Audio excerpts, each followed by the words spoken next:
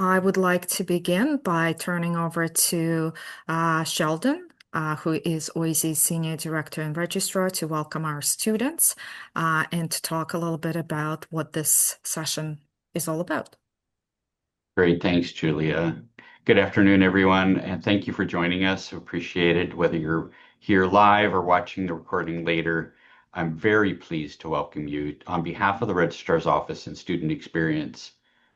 We've seen over the last week even how quickly phishing messages can spread, even from legitimate-looking U of T accounts, and how important it is for every student to know what to look for. Today's session was designed specifically for OISE students to help you stay safe, protect your information, and build confidence in navigating digital spaces. My thanks to Education Commons and our university cybersecurity experts for leading this important discussion. And with that, I'll hand it over to you, Julia Duncan, our Director of Education Commons. Wonderful. Thank you, Sheldon. And hello, everyone. It's really great to have you with us. At Education Commons, we see cybersecurity as part of student success, not just a technical issue, but a life skill that protects your studies, your identity, and our community. This session was built especially for OISE students to show you real examples of phishing attempts and to give you practical steps to take if something suspicious shows up in your inbox. We're joined today by two experts, one from the university, Maddie, and one of our own, Dinushi from Education Commons team. They will guide you through how to recognize and respond to digital threats. Whether you are here live or watching later, we hope you live with tools and awareness that will make a real difference for you. Thank you all, and over to Dinushi and Maddie. Thank you so much, Sheldon and Julia. I'll pass it on to Maddie to start the presentation. Hi, everyone. My name is Maddie, and I'm the Information Security and Business Analyst from the Information Security Office. So thanks for being here during Cybersecurity Month. So our goal today is simple. It's to help you protect yourselves online and recognize common scams that target U of T students. Next slide, please. So why are we here today? So I'm part of information security here at U of T, and we work behind the scenes to monitor for threats, patch vulnerabilities, respond to incidents, and provide guidance. So what we do is we maintain the security of campus systems. We run our incident response team to watch for suspicious activity, and we handle breach responses, and we support students and faculty who get targeted. But the most important thing is why it matters to you, because your student account isn't just a login. It ties to your grades, your financial aid, your identity, research, transcripts, all of that stuff. So if someone gets into your account, they could impersonate you, they could steal sensitive information, and that wouldn't be good. So this is not just like an IT stuff, this is all about IT stuff. It's about protecting you, your work, and your future here. So next slide, please. So everything we covered today is available in our SharePoint. It's available on our website at security.utoronto.ca. You can bookmark it. You'll find quick guides, any contact information, and real examples of phishing emails that have been caught here at U of T. Next slide, please. So this is, like I said, this is a really easy way to access resources. And right at the top, you just go to Resources for Students, and you click on there. You can keep clicking. It had a whole effects thing I was supposed to do, but yeah, there's really helpful information on getting set up if you're a new student and if you're a current student, security awareness, everyday essentials, understanding internet fraud, and how to keep your data secure. Next slide, please.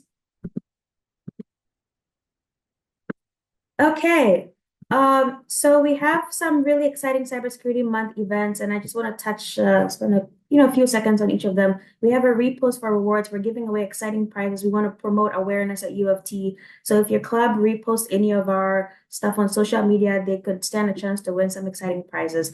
And the second one is we're doing a cybersecurity poster contest.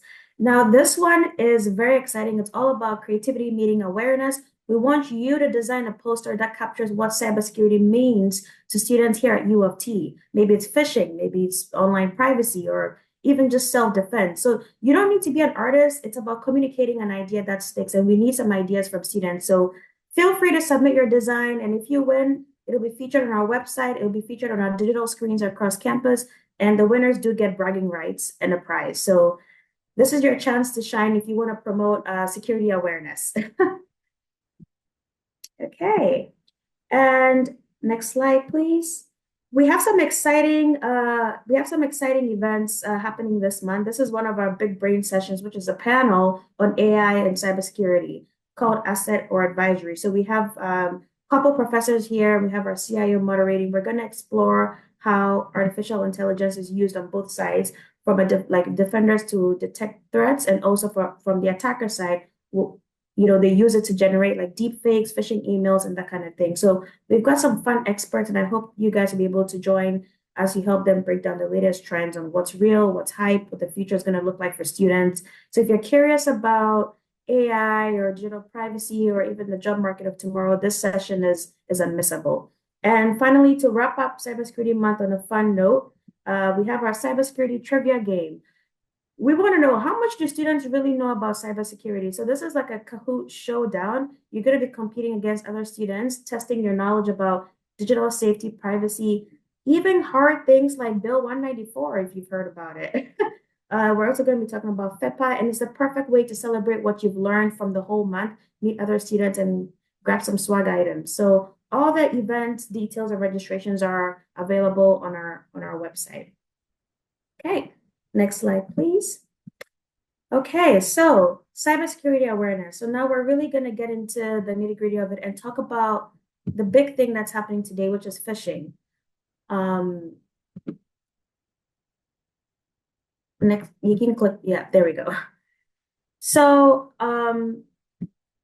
let's start with like the biggest threat, like I said, phishing. Phishing emails are basically fake messages that trick you into giving up information, usually by pretending to come from, in this case, U of T or even your bank or like a job recruiter.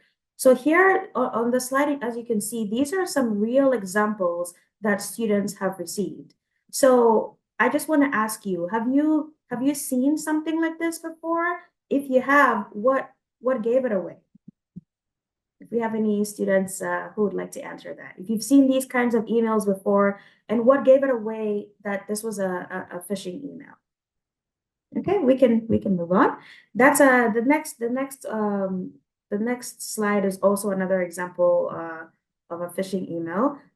So yeah, there we go. So these are some of the examples, and again, we have the fishbowl available on our website. Please feel free to go check out these real life examples of students falling for phishing. After seeing these kind of emails, you want to ask yourself, how do you spot phishing? And just a few key reminders here. U of T or any staff member at U of T will never ask you to pay tuition by Interac e-transfer.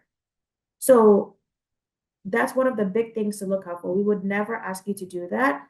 You would get an email from Acorn and you can figure it out there, but we would never ask you to pay tuition by Interac e-transfer. U of T will also never offer you $10,000 bonuses from email. That's a scam. So please be careful when you see these type of things. These are some of the phishing cues to look out for. The third bullet point is a link. It's a link to all our phishing emails. It's a fishbowl. We update that regularly from the incident response team. So you can check it out there. If you come across any of these phishing emails, please forward these phishes to report.phishing@utoronto.ca. report.phishing@utoronto.ca. But if you already clicked on a link, there's no need to panic right away. Just send an email to security.response@utoronto.ca, and our incident response team will handle that, and they will reach out to you. Next slide, please. There is also a handy report phishing button, which is right in Outlook, which is one of the things we did about a year or so ago. So if you don't want to email and do all of that stuff, you can easily just click on that report phishing button, and it'll ask you if you've clicked on any link or why you're reporting it. And you should, once you report it, it should delete that email right away. That's also one of the ways that you can get to us. If you have any security incident or you're experiencing anything like that so far, you can go to our website and contact U of T Security Response, and our incident response team will get to you. So these are just a few ways to reach out to us if you're experiencing any phishing emails, or you're panicking, or you feel like you clicked the wrong link, we are available to help you and to support you. Thank you. So that's the report and incident button, and that's how you report it. Okay, thank you. So the next slide is password managers. So we all have too many passwords, right? It's so hard to manage all these passwords. And so using a password manager is the easiest way to stay secure. It stores your strong, unique passwords for all your accounts, and it only requires you to remember one master password. You can even add MFA to protect it. The good thing is U of T does offer a password manager service, and it's called 1Password. The link is in the chat. Please feel free to click on that. It's available to students, staff, faculty, and that's a great resource that we have to offer. It's also available on the student resource page of our website. So feel free, go on there and sign up for 1Password. Okay. So over here, I just thought I'd share that these passphrases, and I do want to say these are all real passwords. What you see over here are real passwords from breaches elsewhere that were provided to us by Ren Isaac, along with usernames to see if they're working. Out of everything you see here, there is only one that I probably would qualify as a decent password, and that's the one in green, Will and 21 Russell. So when I say these are real passwords, I mean these are real passwords. They came from actual breach dumps. And so let's kind of pick apart what's happening here. Most of these passwords are pretty terrible. Like, some of them are really short. Like we have the QWERTY, KWERT period. Some of them are too predictable. Some of them are reused. Some of them are pretty basic. Some of them are common. So these are passwords that we should not be using. If you want to make a decent password, we do have you can access Cyber News. They have really easy ways to make your own password. But if you really want to make your own password yourself and you want something easy to remember, you can use like letters, numbers, like symbols, mixed case, all of that. But if you reuse that password on a different account, it becomes a liability. And why does it become a liability? Because once a password is leaked, they can access your account. 94% of leaked passwords are reused or duplicated. Only about 6% of passwords are unique. So all these hackers and all the bad guys, they already have a lot of working pairs. So that's how they get to you. Just this year alone, we uncovered 16 billion credentials exposed in fresh leaks. So I guess I'm just encouraging you to, use 1Password. Okay, next slide, please. MFA is essential, but it is not 100% bulletproof. There is no legitimate site or person that would ever ask you for your authenticator codes. If someone messages you for them, that's a scam. Remember, MFA only prompts when you are logging in, and there's no other reason why it should prompt you, only when you log in. So just a few tips and tricks for me to kind of close this up. Just remember to keep your computer clean. You can protect yourself by keeping your devices and your apps updated, using antivirus software on everything, including MacBooks. Yes, you can use it on MacBooks. So keep your computer clean. Also, if you're not sure what to choose, PC Magazine is a good place to find some great antivirus. Next slide, please. PC Magazine is a good place to find some good antivirus software and all of that. You can even use the built-in options. You have Microsoft has Windows Defender, and MacBooks have the OS X Protect. They work well if kept up to date. Okay, if anybody's interested in being an ethical hacker, we're also very interested in you. There's a shortage of cybersecurity personnel, 3.5 to 4.7 globally vacant positions. If you want to learn something, there's some really great resources on our website on the student page you can check out. Okay, and now for some information security best practices. Always use like a Wi-Fi VPN when you step out. And if you must use public Wi-Fi, try and use a VPN on that. It's one of those things that sounds simple, but it's very, very important. When you connect to a coffee shop, when you connect to Wi-Fi in a coffee shop or library or airport, the network might not be secure. We can have a bad guy sitting on that same network. So just always make sure to use VPNs whenever you're on public Wi-Fi networks.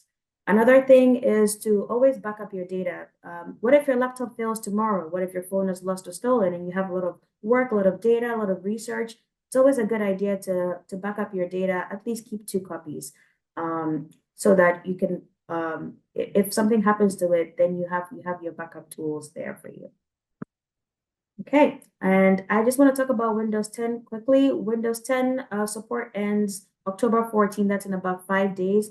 After there's going to be no more security updates. So if your laptop is still running Windows 10, please do upgrade it or replace it soon to avoid vulnerabilities. After October 14th, there are no more support updates. And just some additional resources for you to access on our website and from other websites across campus. And if you have any questions, I'll be more than happy to answer them. But thank you so much.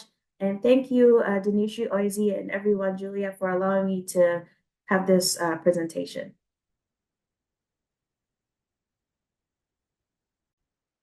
Thank you so much, Maddie. I'll just start sharing my screen. I have a scenario that's been going on at University of Toronto and that's been impacting students. Just want to highlight that and go over them. So give me 1 minute while I Okay.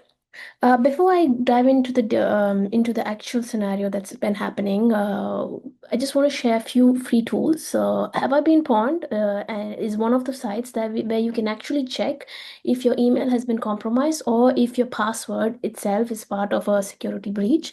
And One Password Manager is available free, as Maddie mentioned. In the last slide, I have I have steps on how students can avail it for themselves and claim a free account. And Malwarebytes is one of the free antivirus software that could be installed on personal devices for students. It's recommended by university as well. In one of the places at the website, it's mentioned Malwarebytes. It's free and can be availed. And Also bitwarden.com password strength. It's one of the sites where you can actually check how long it's going to take for your password to be cracked. It would be interesting to just dive into that and see how your password is, how easy it is to crack your password. So I would like to go over or walk through a scenario that has actually been affecting a lot of students and even staff and faculty in most cases. So what happens is you get an email just like the ones that Maddie showed. You get an email saying, hey, it's an urgent message that you have to, send us the detail, or you have to, authenticate into this platform. Otherwise, your user ID is going to be deactivated, or your course is going to be, cannot continue with your course. So those kind of urgent red flag emails is going to come to the victims, who are the students or staff, in customized ways. And they are prompted to click a link or open an attachment. And once they click on that link or open an attachment, the second step is they fall victim and they enter the credentials. Now this credential is sent to the attacker or a bad guy who gets your user ID, gets your credentials. Now there's an additional step of duo authentication code. I would like to go to the site, which is the fishball, and this is one of the examples that we have. That this is an actual legitimate email. So they have asked to click on the malicious link and also ask these details of password, user ID, or join ID, which is the same as user ID. And further, they go one step ahead and ask for the duo code, or tell you to approve or do a push notification on your phone. And most of the times this is where the in an urgent situation, the students are forced, thinking it's urgent, they need to act on it, and under pressure they might end up giving the 6-digit code.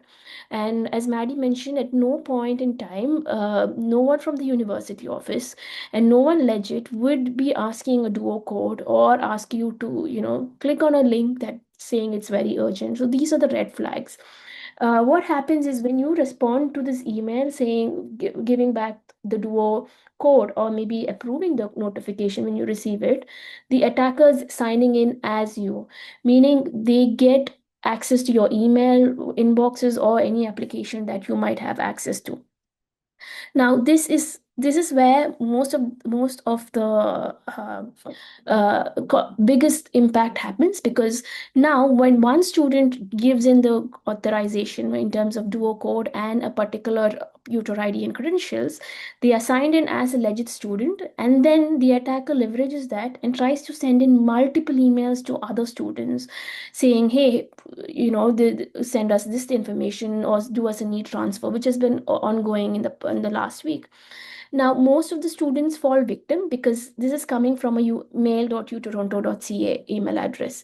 And that's a risk because no one from the university again will be emailing you for anything that's related to the university office or any administrative task from a mail.utoronto.ca email address.